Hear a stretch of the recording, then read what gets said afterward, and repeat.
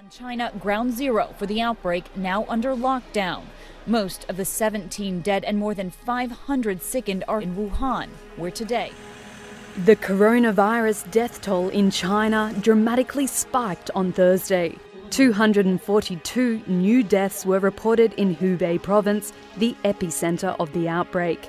This figure is Sunday morning, the total number of deaths in China due to the novel coronavirus has surpassed 1,600, with the number of confirmed infections now nearing 69,000. The virus is spreading beyond China as well. Japan has confirmed nearly 340 cases, and over in Europe, the first death of the virus has been reported. The World Health Organization now says there are more new cases of the coronavirus outside China than inside that country. There are cases in every continent except Antarctica now. Italy is currently experiencing the peak of the coronavirus outbreak. More than 10,000 people have died there, the highest death toll anywhere in the world.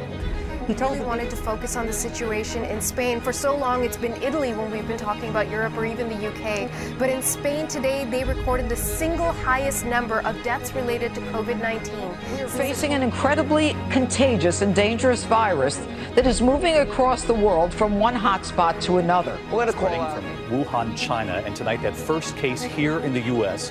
The patient in isolation now being treated. We don't have immunity to this virus. It's a new virus. It's a pandemic strain of a virus we haven't seen before. There are more than 1.7 million cases of COVID-19 around the world.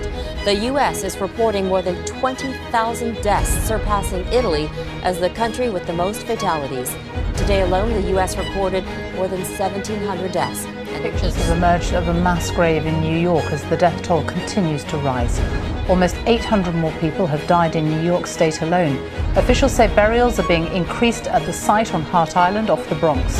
It has long been used for people with no next of kin or families who cannot afford a funeral. New York State alone now has more coronavirus cases than any single country in the world. The number of COVID-19 infections in the United States has exceeded 1 million. That's almost 1/3 of the world's total cases. Despite this, dozens of states have begun easing restrictions to try to restart a failing economy.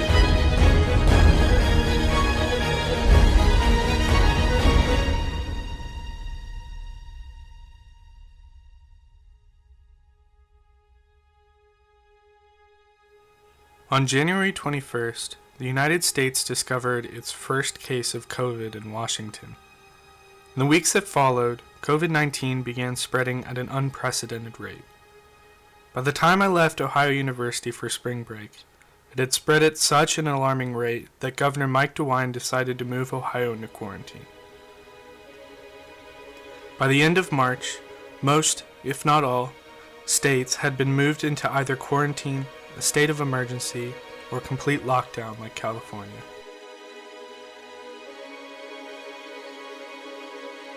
With all this going down, many seem to point their fingers at millennials and young people, stating that none of them are taking this seriously. But I want to pose a question. Is that actually true? We don't want them gathering, and I see they do gather, including on beaches and including in restaurants, young people. They don't realize that they're feeling invincible. 93-year-old Shirley Acker told me her generation would have heeded the warnings. What's the difference today? They think they know it all, and we just listen. Now here's something that's been bugging a lot of us this week. All week we've seen videos of college kids partying it up on the beaches in Florida and filling the bars. Well, the party's over. Beaches, bars, they're closed, and there's a very clear message being sent to millennials. More than 2,000 people right now have been tested in Nevada for coronavirus.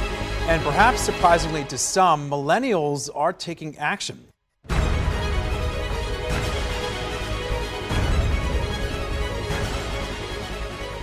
I sat down and talked with a few college students and millennials. And they were from all over. From big cities like Chicago, Pittsburgh, Norfolk, to small suburbs here in Ohio. I started out with a simple question. What's quarantine like for you?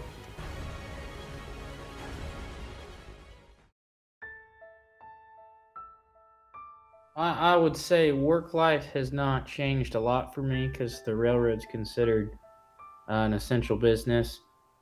So we're still running full swing. So work hasn't changed a lot. The only thing that's changed is extra projects at work, having to track what employees have gotten corona and what we're doing to keep them isolated and do contact tracing and things like that. Only other work thing that's probably changed is I've tried to limit all my hotel travel. Trying to keep any non-essential travel to zero. Personal life, I'd say a lot's changed. I hang out in my house and sort of just wait for the next work day. It's tough to tell when the weekends start anymore because I feel like not a lot changes. I sleep until like 10, which is kind of making me insane. But I get up, I play with my dog for a little bit, and then usually around like, I'll like look at my schoolwork, but I usually won't get on it unless I have something to do at like 1 or something. But I'll go on a run or walk with my dog. Because I have like a state park like right next to me that's still open. No matter the weather, like I just go. I need to get outside during the day. And then I come home. I do some stuff around the house. I try to work out. Yeah. So I usually wake up.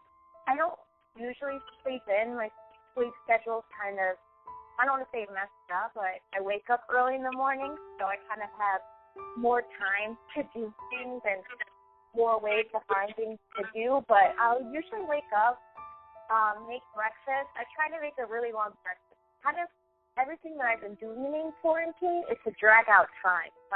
If I could find a way to drag something out, I'm going to do it that way. I'm trying to stay off my phone and computer a lot because although we're here for a long time, I want to be able to, do things still and be able to improve myself in some way. So I've been reading books. I've been listening to new music. I've been taking requests from my friends and stuff, just giving me new music to listen to. I guess the biggest thing for me is I'm lucky enough that I live in a neighborhood, so I gotta get out of the apartment at least once a day, take a stroll, socially distancing stroll around the neighborhood. That's been super helpful. And it seems small, but just getting out of my PJs, because I think the first 2 weeks of working from home, I would just kind of roll out of bed and sit at my desk and work. I was trying to stay busy as much as I can, being stuck inside. I don't know. I guess it has in terms of like I'm home every day, but like I still go out to the store and stuff like that. Like I can still do normal things. It's just that the things that I would like to be doing are all closed down because of the coronavirus, So it doesn't seem like that much has really changed. Like, what's the best thing then to come out of quarantine? Well, I feel like people, I don't know. I feel like the societal impact it's had probably is pretty good. I think this is kind of like a wake-up call to a lot of people. This whole experience just kind of reflects on how people handle real situations, and so I think that's really good for, a lot of people to see. I've been reading more, so that's a plus. I think I finally hit a breaking point where I was just like, I cannot watch any more TV. I think my brain is frying. So I've definitely been reading more, which is a big plus. And I feel like, I guess this is a bad and a great thing, but I've been eating out so much, and it's wonderful, but awful at the same time for both my bank account and my waistline. But the food makes me happy, so that's a plus. I've been working out. I've been way healthier. I I used to like never be active. I just like went to class and then like laid down in my bed and did homework. But now I walk like 6 miles a day with my dog, or I run, and I've been working out because I literally have nothing else to do. It literally took a quarantine for me to take care of my body, which is crazy to me, but I have nothing else to do. The best thing I think would be the food. My family and I have seriously made 3 meals a day every day for about a month. Even dessert sometimes. Yesterday, my mom and I made a key lime pie, which was so good. So I think I'm excited that my cooking career is now going to take off. And then it's time to reflect on what you did. I've been thinking a lot about hockey and things that we have done and what we can improve. Man, I honestly don't know that I can think of any upsides. I really can't think of one positive thing about the quarantine for me. And that is the sad truth for many Americans. Not everyone will have good experiences, but everyone will have bad ones. It's pretty much just only negatives for me, because it's not like I don't have a lighter workload. I don't have, no perks of getting to stay home and avoid having to do something. I still do everything I would have done before. Mm-hmm. So, yeah, like work's still work, and then just on the weekends there's no fun to be had. I would definitely say the space, my house again, it's not super big. And now that I'm home for college, there's 5 people living in our house. So it's my mom, my dad, my brother and sister, and then me. And I don't have a bedroom in my parents' house. So my room's kind of the basement. So it's really just a bed. So it's kind of hard to find alone time, especially because we can't go for a walk or, do something alone. It's definitely hard to do that, but I've always been kind of an introvert, and now I'm just super hungry for social interaction, which is kind of a first for me. If quarantine wasn't as strict as it is, I could definitely deal with being home. Like, I don't hate it here. I definitely am very upset that I can't be at school. But the fact that I'm taking online school, like, I like being home with my mom and, like, my brother and stuff. Mm-hmm. But just the fact that, like, sometimes, like, it's nice to just, like, get out and, like, go somewhere with, like, your friends from home. And I can't even do that. I can't see my grandma. That sucks, too. I can't really see my relatives either because they're all still working, like.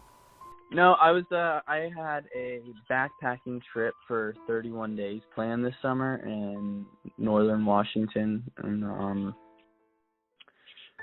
what are they called? I don't even know what they're called anymore because I can't go, so why would I remember the name? The Cascades, the Northern Cascades. I was going there for a month, and it was going to be really fun, and I was going to have a really good time, and it got canceled. And I was looking forward to this for a long time, and it's like a really, really, really, really big deal, and I'm really angry.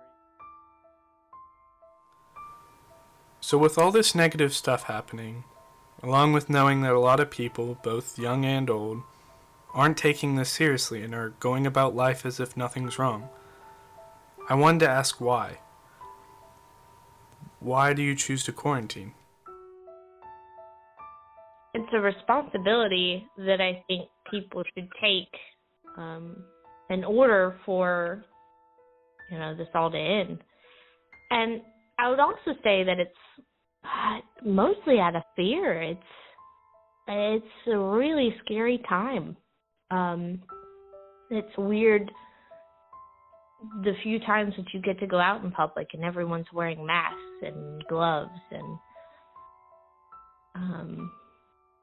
to basically be trapped in my apartment for days at a time. Like, it's almost like a socially like expected thing now. Like on Twitter, you'll be scrolling through Twitter and see people tweet like, if you go out with your friends, like you're like insane, like you're just like the worst kind of person right now. And like I decided to quarantine myself because at the end of the day, whether I could be infected or I won't be, or whatever whole slew of alternate reality, like alternate repercussions that could happen if I decide to go outside, it's like anything coming from that, like I might as well just stay inside. It's not that hard to do, and like if you measure the risk and assess the risk and stuff like that, it's way, way, way better to stay inside than to go outside. I would say honestly, the biggest part of it is social responsibility. And I don't know if that comes from a sense of morality or if it's I have enough friends in the medical industry that kind of subconsciously plays a role. But yeah, I guess personal value is definitely important, that I try to do everything I can to help flatten the curve. And that's not to say I don't think I'm not at all scared of getting the virus. I don't think it would impact me too much. I do believe that I could get the virus and spread it and not realize it. So I think that's the biggest. There's almost a guilt factor that of like knowing that I could have possibly spread it to someone. You know, even at the grocery store this morning, like just picking up packages and reading them and putting them back on the shelf, you know, is like every action has an implication technically. I mean, this thing spreads fast enough that it's obviously spread by mindless activities like that.